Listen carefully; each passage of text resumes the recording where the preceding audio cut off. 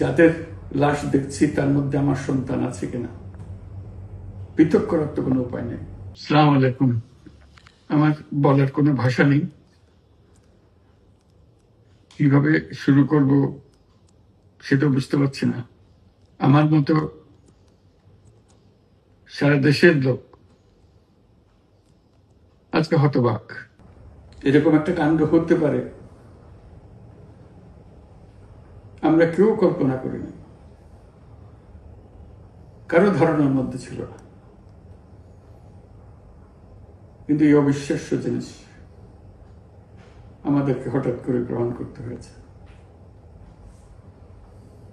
Milestone school and কলেজের যে দুর্ঘটনা, প্রশিক্ষণ বিমান বিধ্বস্ত হয়ে এই কচি শিশুদের উপরে ঝাঁপিয়ে পড়ল, আগুনে পুড়ে মরল। মা বাপদের আমরা কি জবাব দেব? কি বলবো তাদেরকে? আমরা নিজেদেরকে তো জবাব দিতে পারছি না। অজানা শিশুদের মুখ সবার চোখে ভেসে উঠছে। সারা জাতি হতভম্ব,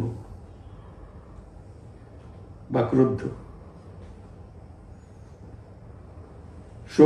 শোকাহত বললে খুব কম বলা হবে। এই দুর্ঘটনার রেশ এখনো কাটেনি। এখনো লাশ আসছে হাসপাতালে, এখনো হাসপাতালে মারা যাচ্ছে। মা বাবা এখনো খোঁজ নিচ্ছে আমার সন্তান কোথায়, তাকে আর কোনোদিন চেনা যাবে কিনা। যাদের লাশ দেখছি তার মধ্যে আমার সন্তান আছে কিনা পৃথক করার তো কোনো উপায় নেই। এরা আমাদের সবারই সন্তান, হঠাৎ করে চিরদিনের জন্য চলে গেল।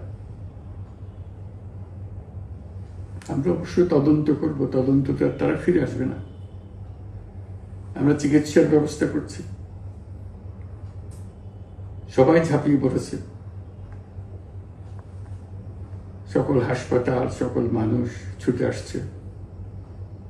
আমরা সবার কাছে অনুরোধ করছি, হাসপাতালে ভিড় করবেন না, কারণ যারা আহত তাদের জন্য এটা ভালো না। তারা তাদের শরীরে রোগ প্রতিরোধের শক্তি নেই। আমরা ভিড়ে থাকলে আমাদের শরীর থেকে কি রোগ তাদের মধ্যে ছড়িয়ে পড়বে তা বলা মুশকিল। কাজে দূরে থেকে দোয়া করেন সবাই।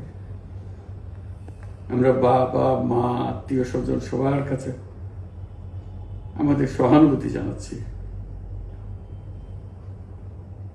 বাংলাদেশের যত সন্তান আছে সবাই আপনাদের সন্তান। আমরা নিজেদের মনকে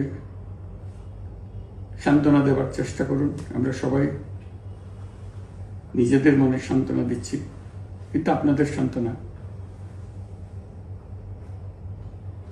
বিরাট ব্যাপার। আমরা সবাই আপনাদের সঙ্গে আছি, জাতির সমস্ত লোক আপনাদের সঙ্গে আছে। আমরা তাদের জন্য শোক দিবস ঘোষণা করেছি। আগামীকাল শোক দিবস। আমরা সবাই মিলে তাদের কথা স্মরণ করব, তাদের আত্মার শান্তি কামনা করব। আজকে থেকে সবাই তাদের আত্মার জন্য, তাদের রুহের জন্য মাগফিরাত কামনা করব। আল্লাহ আপনাদেরকে শান্তি দিন। আমাদের জাতির সবাইকে, যারা এই দুর্ঘটনায় বিধ্বস্ত, সবাইকে আল্লাহ শান্তি দেন। তাদের জন্য দেশবাসী সবাই আমরা দোয়া করছি। আল্লাহ এই শিশুদের জান্নাতবাসী করুন। খুদা হাফেজ।